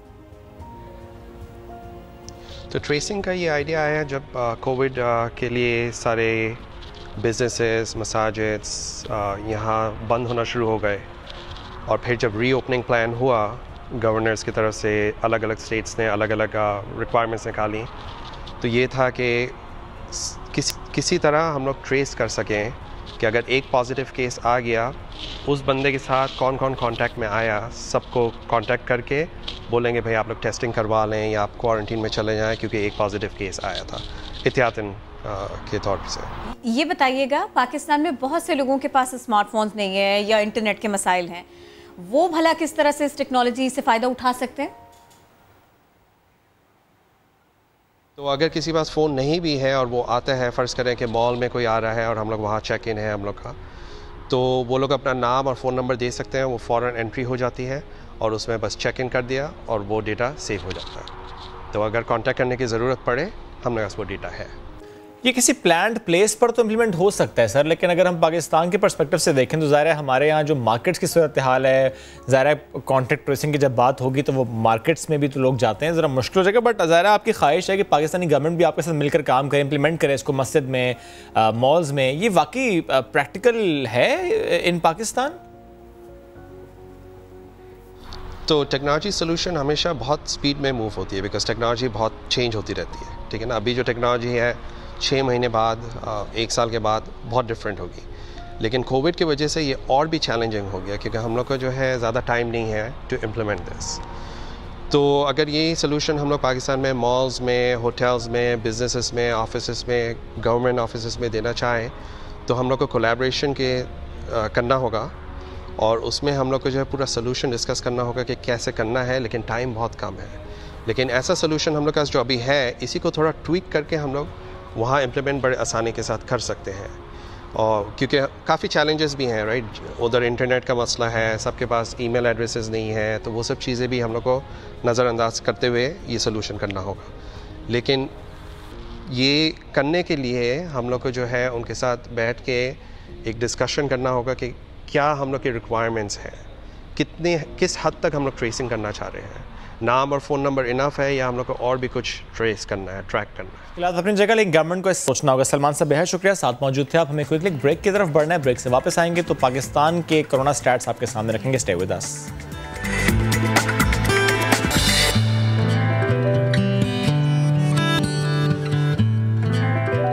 हाजिर हैं ब्रेक के बाद। पाकिस्तानियों की कोरोना के खिलाफ जंग जारी है। अगर हम लास्ट 24 आवर्स की बात कर लें तो कोरोना से 2861 अफराद रिकवर हुए हैं और जो नए मुतासिर हुए उनकी तादाद इससे कम है। 2775 नए केसेस रिपोर्ट हुए हैं, यानी पहले हमने 6-7 हज़ार केसेस पर डे भी देखे और अब ये फिगर 2000 में आ गई है। मुल्क भर में मरीजों की तादाद यानी जो एक्टिव केसेस हैं वो 1,95,745 हैं। देखिए, एक तरफ तो इसके सर्वाइवर्स हैं और दूसरी तरफ ये कि एहतियात नहीं करेंगे, ये ख्याल दिल में लाइएगा भी नहीं। मैं एक बार दोहरा देती हूँ आपके सामने, ये सारे के सारे आदाद शुमार 24 घंटों के आदाद शुमार कुछ ऐसे हैं कि कोरोना से 2861 रिकवर हुए हैं, 2775 नए केसेस भी रिपोर्ट हुए हैं। तो जनाब, कोरोना मरीजों की जो तादाद है ना वो 1,95,745 हो गई है। NCOC की जानिब से ये सारे के सारे आदाद शुमार हमारे सामने हुए हैं और चूँकि हीरोज़ बढ़ते जा रहे हैं ना जिन्होंने कोरोना को डिफीट दिया है, कि कोरोना को हराया है, तो ये उम्मीद की नई किरण है, नया हौसला है। तो हमने सोचा कि आज हम इसके ऊपर खास तौर पर बिल्कुल क्विकली बात करें और फिर थोड़ा सा आगे भी बढ़े। बिल्कुल, हम इस पर बात कर रहे हैं और ज़ाहिर ये जब खबर ऐसी आई कि एक्टिव केसेस ज़ाहिर वो तो हैं 1 लाख से ऊपर, बट जो सर्वाइवर्स हैं वो ज़्यादा हैं। और ज़ाहिर ये क्यों है? क्योंकि हम एहतियात कर रहे हैं, कम सही लेकिन कर रहे हैं। और जब हम एहतियात की बात करते हैं तो ज़ाहिर है उसमें 2 चीज़ें बहुत अहम है। एक होता है मास्क और दूसरा है बार बार हाथों को धोना। लेकिन जब हम मास्क की स्पेसिफिकली बात कर लें, ज़ाहिर है गर्मी का मौसम है और जो अफराद बाहर निकलते हैं काम के सिलसिले में, यानी कुछ प्रोफेशंस ऐसे हैं जिसमें बाहर निकलना ज़रूरी होता है। फॉर एग्ज़ाम्पल जर्नलिज़म, हमारे बहुत से सहाफ़ी भाई और बहनें जो बाहर निकलती हैं, काम करते हैं, ज़ाहिर है काम इतना आसान है नहीं। गर्मी, पसीना, दिन भर की भाग दौड़, ऐसे में SOPs पर अमल करना ज़ाहिर है मुश्किल तो है, बहुत मुश्किल हो जाता है। और मुझे प्लीज़ यहाँ पर ये कह लेने दीजिए कि इसमें हमारे लॉजिस्टिक के लोग भी आते हैं, इसमें हमारे टेक्निकल स्टाफ भी आता है, हमारे कैमरामैन भी आते हैं जिनका हाथ पकड़ के हम काम करना सीखते हैं, और हमारे रिपोर्टर्स जो मुसलसल कोशिश करते हैं कि वो आपके सामने आपके मसाइल को रखें और आपसे बात भी करें। तो जब हमारा रिपोर्टर, हमारा सहाफ़ी, हमारी टीम्स 8 घंटे, 10 घंटे, 12 घंटे के लिए फील्ड में होते हैं और फिर उनको मास्क अपने मुंह पर रखना होता है, कितना मुश्किल हो जाता है उस पर तहकीक करना, काम करना और फिर उसको आप तक पहुंचाना, नशर करना। साद साबरी ने बिल्कुल छोटी सी कोशिश की और बहुत थोड़ा सा आपके सामने इस मसले को रखा है। देखिए और इसकी डेप्थ को जानने की कोशिश कीजिए।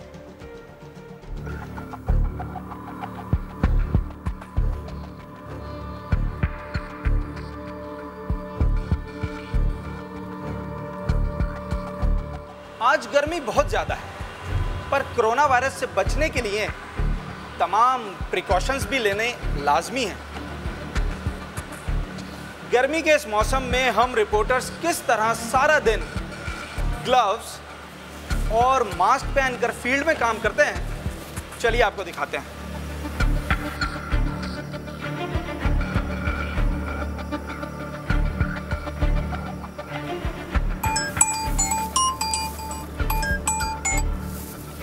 अस्सलाम वालेकुम जी। बिल्कुल, मैं प्रेस क्लब जा रहा हूँ। वहाँ पे कुछ मुजाहिरीन आ रहे हैं लोड शेडिंग, पावर की लोड शेडिंग के ख़िलाफ़ एहतजाज करने के लिए, तो मैं वही कवर करने जा रहा हूँ जी। अल्लाह हाफ़िज़।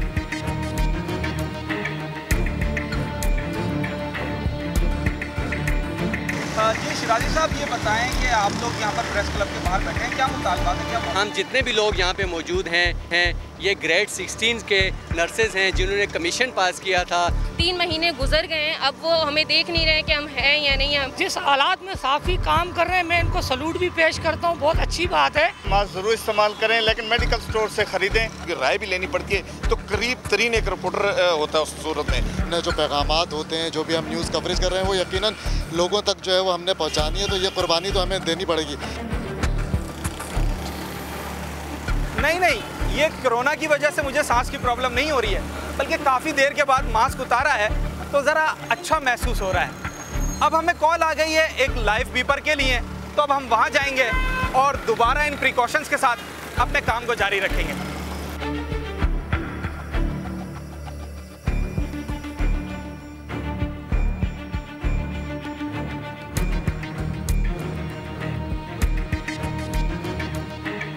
साबरी इस वक्त क्लिफ्टन की नीलम कॉलोनी में मौजूद है, उनसे जानते हैं। जी बताइएगा साद, यहाँ क्या सूरत हाल है, इलाका मकीनों की क्या शिकायत है? जी बिल्कुल, यहाँ भी वही सूरत हाल है जो शहर के बेशतर इलाकों में इस वक्त के इलेक्ट्रिक की वजह से लोग परेशान हैं। वही हमने नीलम कॉलोनी में भी देखा, यहाँ पर भी लोगों के अंदर गम गुस्सा पाया जाता है। आपने देखा कोरोना वायरस की एहतियाती तदाबीर इख्तियार करना और इस गर्मी में सहाफ़ती जिम्मेदारियाँ अदा करना कितना चैलेंजिंग है। खैर, अब दफ्तर चलते हैं और अपनी रिपोर्ट बनाते हैं, पर याद रहे मास्क लगाना पछतावे से बेहतर है। कैमरामैन मरगूब हुसैन के साथ साद साबरी, समा, कराची। मरगूब भाई की एफर्ट, साद साबरी ने अहाता करने की कोशिश की कि किस तरह से SOPs को फॉलो करते हुए सहाफ़ी काम करते हैं, रिपोर्टर्स काम करते हैं। मास्क लगा के काम करना, सांस लेना दिक्कत होती है, और ये जो कान की लौ है ना, ये दुखने लग जाती हैं, ये भी दर्द होने लग जाता है। अच्छा, किसी रोज़ हम ये कोशिश भी करेंगे कि आपके सामने रखें कि जिस वक्त रिपोर्टर आ जाएं या वो मनाजिर हमारे पास आ जाएं, तो फिर हमारी टीम्स SOPs पर अमल करते हुए काम कैसे करती हैं, ये भी हम कोशिश करेंगे। और प्लीज़, क्योंकि हम सहाफ़ी हैं, अपनी बात करना हमको बुरा लगता है, ठीक वैसे ही जैसे कोई आला मनसब पे बैठा हो तो उसके रौब में आना बुरा लगता है, उसकी तारीफ़ करना बुरा लगता है। तो हम अपनी तारीफ़ नहीं कर रहे थे, हम सिर्फ आपको ये बता रहे थे काम कितना कठिन, कितना मुश्किल हो, कोरोना से बचना उस सबसे पहले है, यही काबिश। और किरण, छोटी सी कोशिश, मास्क पहनिए, ये छोटी सी कोशिश ही है, लेकिन कर लीजिए, ये आपके लिए बहुत फ़ायदेमंद है। और जब हम छोटी सी कोशिश की बात करते हैं, वो छोटी सी कोशिश तो ये भी हो सकता है कि इन हालात में जो मुतासर है उसको सपोर्ट करें, किसी का हाथ ही थाम लीजिए। ये सोच लीजिए कि अगर आपके घर में इस वक्त 2-3 वक्त का खाना बनता है, तो बहुत से ऐसे घराने हैं जहाँ एक वक्त का खाना भी इस वक्त नहीं है। ये छोटी छोटी सी कोशिशें हम करेंगे, ये करना बहुत ज़रूरी है। कितना बड़ा डिफरेंस किसी के लिए ला सकती हैं और लाती हैं ये छोटी छोटी सी कोशिशें। मुदस्सिर नज़ीर ने इसी बात पर एक रिपोर्ट तैयार की, आपको दिखाते हैं। अफराद का कुछ इस तरह से पेट भरना चाहते हैं कि सफ़ेद पोश की इज्जत भी मजरू ना हो और उसे 2 वक्त की रोटी पाए। आइए आपको नेकी की टोकरी की दास्तान सुनाते हैं। इमरान अहमद को अपने घर के लिए 2 रोटियां लेना थी, मगर इन्होंने खरीदी 4 रोटियां, 2 अपने लिए और 2 रोटियां अपने मुस्तहिक भाइयों के लिए इस नेकी की टोकरी में रख दी। वो मुस्तहिक जो रोटी खरीद नहीं सकता, वो इस टोकरी से रोटी ले जाता है। अब आपको मिलवाते हैं कराची में जगह जगह ये नेकी की टोकरियाँ रखने वाले मोहम्मद सरवर आलम से। तकरीबन अभी तक हम 200 टोकरी से मुख्तलिफ शहर के होटलों पे, तंदूरों पे रख चुके हैं और हमारा टारगेट कम से कम शहर कराची में 1000 टोकरी रखने का है। Orangi town, Korangi, Ibrahim Hyderi, Kashmir colony, Akhtar colony, Baldia और सुल्तानाबाद में ये नेकी की टोकरी सैकड़ों अफराद का पेट भरने का जरिया बन रही है। आप भी नेकी कमाना चाहें तो अपने अपने इलाके में न सिर्फ ये नेकी की टोकरी रख सकते हैं, बल्कि अपने खाने में मुस्तहिक भाइयों को भी शामिल कर सकते हैं। वबा ने जहां हर किसी के गिर्द घेरा तंग कर रखा है, वहीं एहसास रखने वालों ने एक राह तलाश की है, क्योंकि हर मुश्किल के साथ आसानी है। कैमरामैन फैसल आगाई के साथ मुदस्सिर नज़ीर, समा, कराची। तो ये आज के दिन के चैलेंजेस हैं, आज के दौर के चैलेंजेस हैं। चलिए, आपका जी चाहता है इसे लॉकडाउन से जोड़िए, कोरोना से जोड़िए, या तो फिर आप साल भर के लिए अच्छी अच्छी एफर्ट्स हम करेंगे इसका अहद कीजिए और लोगों को हेल्प करने की कोशिश कीजिए। क्विकली आगे बढ़ना होगा जी। ये खबर हमारे पास एमकेएम पाकिस्तान के रुकन है फैसल सब्जवारी ज़रा कोरोना से मुतासर हुए थे और अब बड़ी अच्छी खबर है कि he is recovered from that. समाजी राबते की वेबसाइट पर अपने पैगाम में फैसल सब्जवारी साहब ने बताया कि अल्लाह के फजल और दोस्तों की दुआओं से वो और तमाम अहले खाना जो उनके फैमिली मेम्बर्स इससे मुतासर हुए थे वो अब सेहत याब हो चुके हैं। उन्होंने कहा ये जो 3 हफ्ते का वक्त था ये खासा मुश्किल था और स्पेशली अपनी वालिदा से मुतालिक उन्होंने कहा है कि उनकी सेहत से मुतालिक वो ज़्यादा परेशान, ज़्यादा फ़िक्रमंद थे, ताहम ये वक्त गुजर गया। एमकेएम के रहनुमा फैसल सब्जवारी ने आवाम से अपील की है कि वो एहतियात करें और महफूज रहें और हम भी बार बार यही बात करते हैं, थोड़ी सी एहतियात आपको इससे बचा सकती है। लाहौर के से खबर जहां महकमा एक्साइज एंड टैक्सेशन पंजाब की आवाम की जानिब से उन्होंने ऐसा लगा कि आवाम की जेब पर डाका डाला।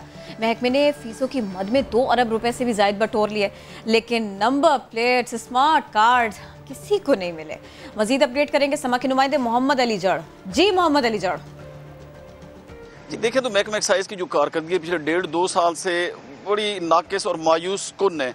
नंबर प्लेट्स हैं या स्मार्ट कार्ड्स हैं वो कई माह से, बल्कि अगर नंबर प्लेट्स की बात करें तो 1.5 साल हो गया है, लोगों इल्तवा का शिकार है, लोगों को नहीं मिल रही प्लेट्स। और स्मार्ट कार्ड की अगर बात करें तो 6 माह से ये मामला रुका, यानी जो बुक होती थी पहले व्हीकल बुक, अब उसको ख़त्म करके स्मार्ट कार्ड पंजाब हुकूमत ने इंट्रोड्यूस कराया था, लेकिन वो अभी तक लोगों को नहीं मिल रहा। मजमूई तौर पर अगर देखा जाए तो पिछले 1.5 साल के अरसे में तकरीबन कोई 2 अरब से ज़ायद का जो फीसों की मद में आवाम की जेबों से हुकूमत ने निकाल लिया है, लेकिन उन्हें ना स्मार्ट कार्ड मिल रहे हैं ना ही नंबर प्लेट्स मिल रहे हैं। अगर डाटे की बात करें तो मजमूई तौर पर तकरीबन कोई 16 लाख से ज़ायद जो नंबर प्लेट्स हैं गाड़ियों की, जो उसमें मोटरसाइकिल हैं, ट्रक हैं, बसें हैं, कारें हैं, वो नंबर प्लेट्स इल्तवा का शिकार हैं। लोग ख्वार हो रहे हैं, फीसें जमा करा चुके, लेकिन अभी तक उन्हें नहीं मिल रही। अगर स्मार्ट कार्ड की बात करें तकरीबन कोई 8 लाख के करीब जो स्मार्ट कार्ड हैं वो महकमा एक्साइज के पास बनने थे, तैयार होने थे, जो लोगों को मिलने थे, अभी तक वो नहीं मिल रहे। महकमा एक्साइज के हुकाम का कहना है कि एक कंपनी को ठेका दे दिया गया है, लेकिन जो मामलात हैं वो जल्द हल हो जाएंगे। अब तक अगर देखा जाए तो 2 अरब से ज़ायद जो फीसों की मद में है वो आवाम से महकमा एक्साइज वसूल कर चुका है, लेकिन उसके बदले उन्हें अभी तक कुछ नहीं मिला सिवाय इसके परेशानी के, टेंशन के और दफातर के चक्कर लगाने के। शुक्रिया, आपने हमें सिलसिले में अपडेट किया। तो आप ही के सवाल हम लेकर चलते हैं। सूबाई वज़ीर बराए एक्साइज एंड टैक्सेशन हाफिज़ मुमताज़ साहब की जानिब हमें ज्वाइन किया। सर बेहद शुक्रिया आपके वक्त का। सर गुफ्तगू आपने भी सुनी होगी, ज़ाहिर है शहरी परेशान तो होते हैं कि ज़ाहिर है वो पैसे दे रहे हैं, वो एक्सपेक्ट करते हैं नंबर प्लेट्स उनको मिल जाएँ, इतने माह हो गए और नंबर प्लेट्स मिल नहीं रही। ज़ाहिर है इशू काफ़ी पुराना हो चुका है, उम्मीद तो हमें थी कि इतना पुराना नहीं होगा, हल हो जाएगा अब तक, लेकिन अब तक हल नहीं हुआ। क्या वजह है सर, जस्टिफिकेशन क्या है इसकी आपके पास? जी मैं इसमें सबसे पहले आपसे गुजारिश करता हूं कि जो भी आपकी जो रिपोर्ट दिखाई गई है ये बिल्कुल सही दिखाई गई है। ओके 2 अरब का रेवेन्यू भी जमा हुआ है, नंबर प्लेट नहीं मिल रही, लेकिन देखें हर चीज़ के पीछे कोई ना कोई कॉज होती है, हमें उसको ढूंढना चाहिए कि इसके पीछे प्रॉब्लम क्या थी। जब हमारी गवर्नमेंट आई, गवर्नमेंट संभाली हमने, तो उसमें हमने देखा कि उसमें क्या इशूज़ आ रहे हैं, क्योंकि ये नंबर प्लेट का इशू कोई ऐसा है कि जो ज़िंदगी में पहली दफ़ा नहीं आया गया, कई दफ़ा ये इश्यूज़ चल रहे हैं, पुराने इश्यूज़ हैं। हमने थारोली इसके ऊपर एक कमेटी बनाई, इसके ऊपर हमने रिव्यू किया सारी पॉलिसी के ऊपर। हो क्या रहा था कि उसी को ही जो कंपनी चल रही है कई सालों से, उसी को दोबारा कॉन्ट्रैक्ट दिया जाता था, दोबारा रिन्यू कर दिया जाता था। सम टाइम नंबर प्लेट मिल जाती है, सम टाइम नहीं मिलती, शहरियों को बड़ी दुश्वारी का सामना था। अब हम बिल्कुल अगर एक नया प्रोसेस अडॉप्ट करते तो उसमें हमें मज़ीद 2 साल लगने थे। ऑलरेडी जो एक बिड हुई थी उसमें एक कंपनी जो थी वो स्टे में चली गई, स्टे उसको मिल गया कि मुझे इसका राइट नहीं दिया गया जिसमें ऑप्शन में आने के लिए, तो 3-4 माह उसमें हमारे ज़ाया हो गए। ठीक, अब जो अगर हम नया प्रोसेस लेके आया था हमें मज़ीद 2 साल चाहिए थे, तो इसमें मैं स्पेशली क्रेडिट दूंगा जनाब सीएम पंजाब। सर एक मिनट, नए प्रोसेस के लिए 2 साल स्पेशली मैं बता रहा हूँ, मैं वही बता रहा हूँ ना आपको। पहले बता दें फिर क्रेडिट दे दीजिएगा, पहले बता दें। मैं तो ऐसा बता रहा हूँ ना, बात सुनिए सारी। नया प्रोसेस ये होता है कि आपने एडवर्टाइज़ करना है इसको प्रॉपर, 60 डेज़ उसका टाइम होता है। उसके बाद वो जो बिडर्स आते हैं उसमें बिडिंग की जाती है, उसमें उसके बाद 7 डेज़ बाद हमने उसको ओपन करना होता है, जो सबसे लोएस्ट होता है हमने उसको ये कॉन्ट्रैक्ट देना होता है। यही हमने अडॉप्ट किया था, तो एक कंपनी जो थी वो स्टे में चली गई थी। जिसकी वजह से हमें 4 माह ज़ाया हुए। और एक पेपरा का रूल है पंजाब का कि ये आपने जितना प्रोसेस है 90 डेज़ या मैक्सिमम 120 डेज़ के अंदर इसको आपने वाइंड अप करना है। अच्छा हुआ कि आप डॉलर की रेट की वजह से अगर हम दोबारा प्रोसेस करते तो ये डॉलर का रेट भी ऊपर चला गया है। ठीक। तो जिसकी वजह से आप जो नंबर प्लेट 1200 की मिल रही थी वो हमें डाउट था कि 1400 में जाएगी। उसकी वजह ये होती है कि जितनी भी नंबर प्लेट मंगवाई जा रही थी वो बाहर से मंगवाई जा रही थी, जर्मनी से। उसको स्टैंप इधर किया जाता था लेकिन नंबर प्लेट बाहर से आ रही थी।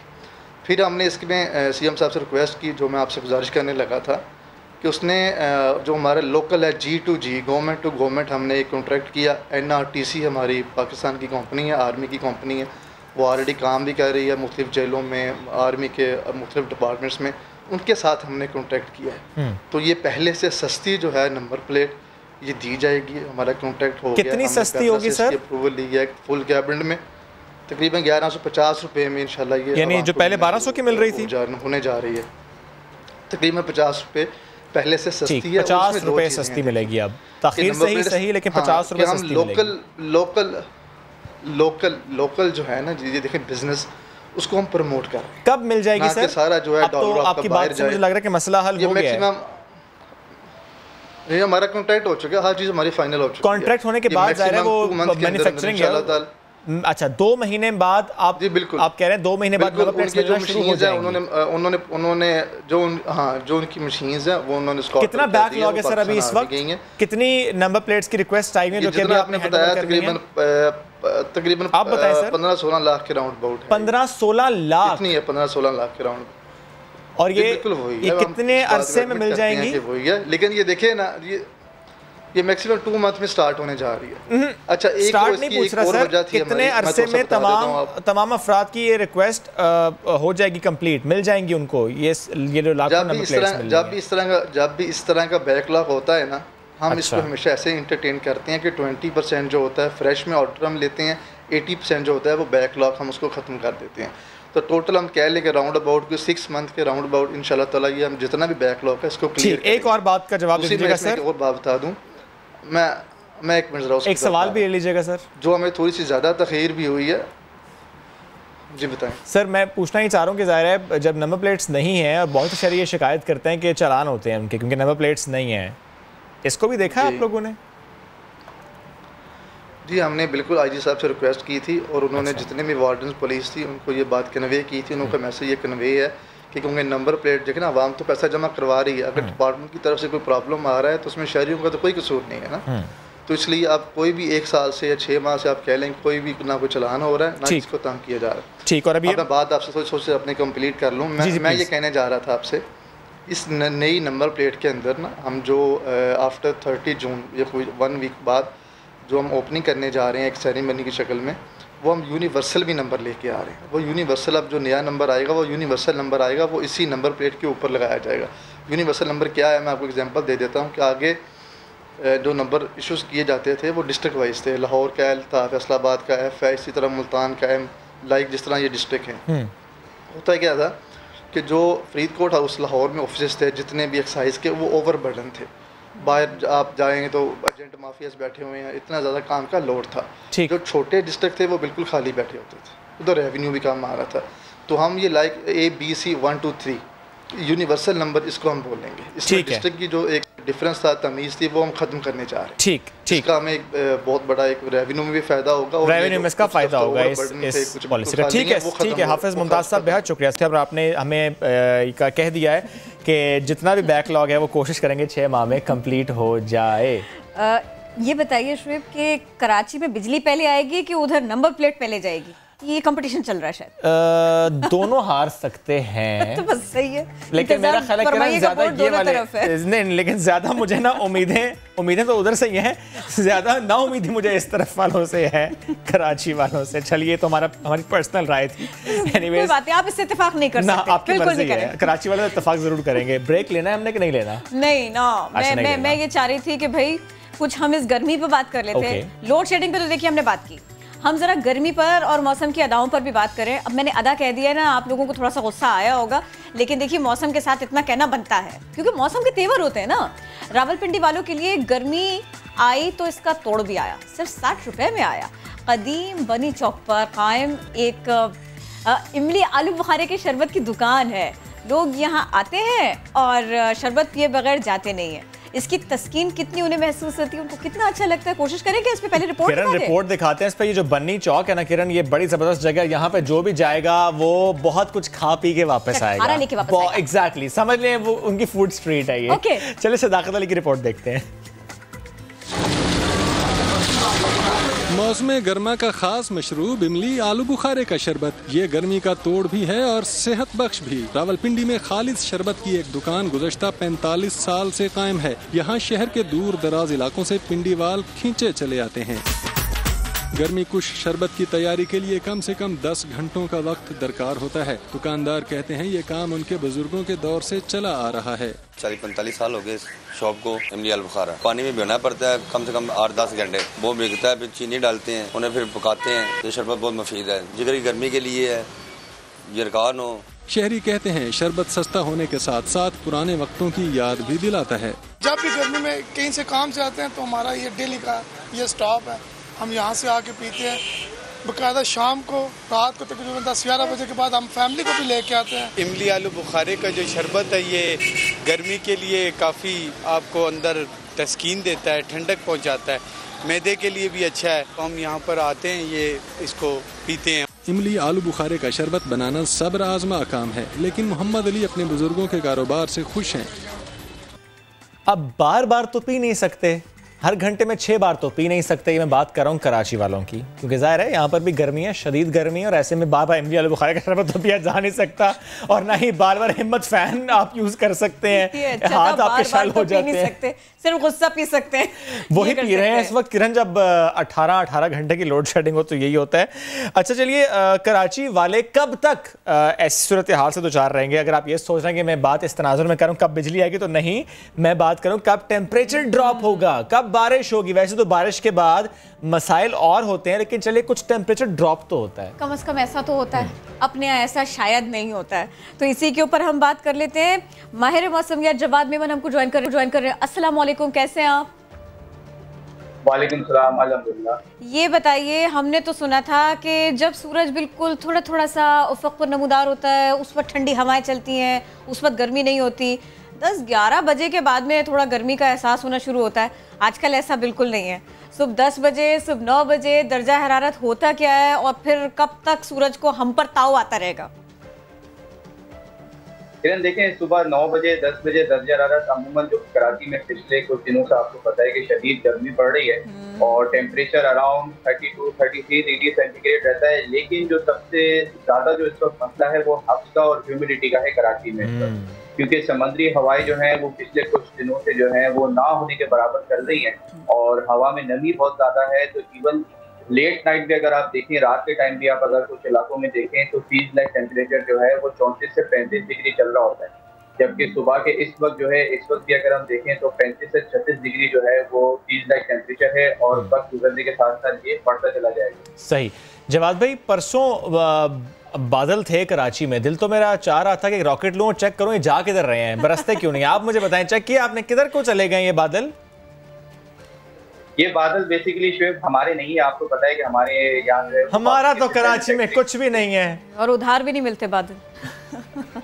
उधार भी नहीं मिलते, सिर्फ मैन्युफैक्चरिंग होती है। और क्योंकि आपको पता है कि अब हम ऑलमोस्ट मानसून सीजन के ऊपर हैं, तो ये समुद्री बादल जो हैं ये कराची के ऊपर से ट्रैवल करते हैं और पंजाब और सरहद की साइड मूव करते हैं। फिर तो पंजाब वालों को बार बार शुक्रिया कराची कहना चाहिए, हम बादल भेज रहे हैं उनको। थोड़े से तो वापस भेज दिया करें वो हमें। ये वहां से कोई बादल नहीं आते, सारे बादल यहीं से आने हैं और वहीं चले जाने हैं।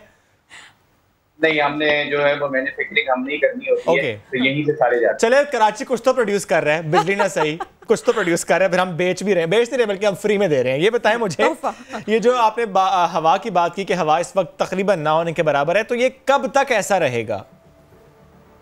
ये शुएब देखें, आज मेरे हिसाब से जो है इसका तकरीबन आखिरी दिन है। ओके, मुझे आपके हिसाब पे पूरा भरोसा है। इसकी मेन वजह ये है कि सिंध और गुजरात के जो बॉर्डरिंग रीजन है वहाँ पर एक सर्कुलेशन मौजूद थी पिछले कुछ दिनों से, लेकिन अब कल से देखने में आ रहा है कि वो आहिस्ता आहिस्ता जो है वीक होता चला जा रहा है। तो आज शाम से, रात से और कल से आप कह सकते हैं कि इन हवाओं में जो है वो काफ़ी हद तक जो है वो बेहतरी आना शुरू होगी, लेकिन स्लोली होगी, एकदम अचानक नहीं हो जाएगा। आहिस्ता आहिस्ता ऐसे करके थोड़ा बहुत टेम्परेचर जो है मामूली जो है वो कमी आती चली जाएगी अगले कुछ दिनों में। और बारिश, हम तो सुन रहे थे कि बकरीद से पहले बारिश 2-3 रोज़ होनी है। वो 2-3 रोज़ कौन से हैं जब बारिश होनी है और तेज़ बारिश होनी है? ये भी कहा गया। अर्बन फ्लडिंग से मुतालिक भी बात हो गई है, नालों में कचरा है, बारिश होगी तो मसाइल होंगे। और ये जो बारिश होगी ये कब होगी? मसाइल तो होंगे उसके बाद, बट होगी कब?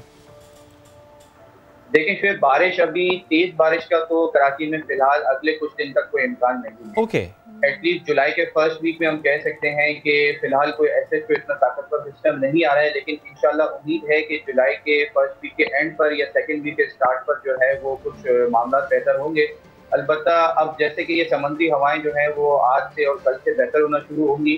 तो कराची शहर में आपको पता है कि मानसून आने से पहले अक्सर जो है वो लेट नाइट और अर्ली मॉर्निंग जो है कुछ इलाकों में हल्की फुल्की बूंदाबांदी, कुछ इलाकों में हल्के फुल्के शावर जो है वो चलते रहते हैं। कल रात को भी गुलशन मेमार और Sarjani town buffer zone side पे जो है कुछ हल्की फुल्की बूंदाबांदी की रिपोर्ट मिली। और अच्छा ये बता दीजिएगा, थोड़ा हमारे नाजरीन इस बात को समझ पाएंगे, जैसी पहले बारिशें हुई थी पिछले सीजन में हुई थी वैसी बारिश अभी एक्सपेक्टेड नहीं है कराची में?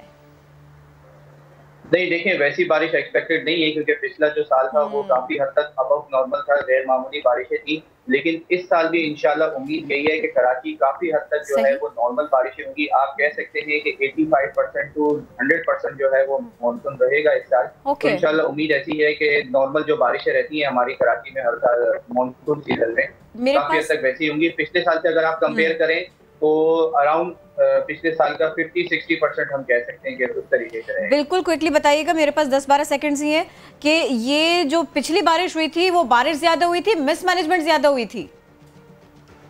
बारिश ज्यादा हुई थी और पानी ज्यादा आया था। इस बार मिसमैनेजमेंट ज्यादा, बारिश कम भी हो तो पानी ज्यादा ही आएगा। और ये कम बारिश की बात आपने लगता है मेयर कराची को पहले बता दी। Thank you so very much. आप हमारे सिलसिले में बात कर रहे थे। इस मौसम की खबर को अच्छा कहें, बुरा कहें, क्या कहें? मैं थोड़ी कंफ्यूज थी। इसको छोड़िए, ओके, आगे आने वाली खबर को क्या कहना है ये सोचिए, क्योंकि हम ये सोचते हैं कोरोना अगर एक बार हुआ दोबारा नहीं होगा, लेकिन पाकिस्तान में री इन्फेक्शन रिपोर्ट हुई है। इस पर डिटेल से बात करेंगे, लेकिन ब्रेक के बाद स्टे विद अस।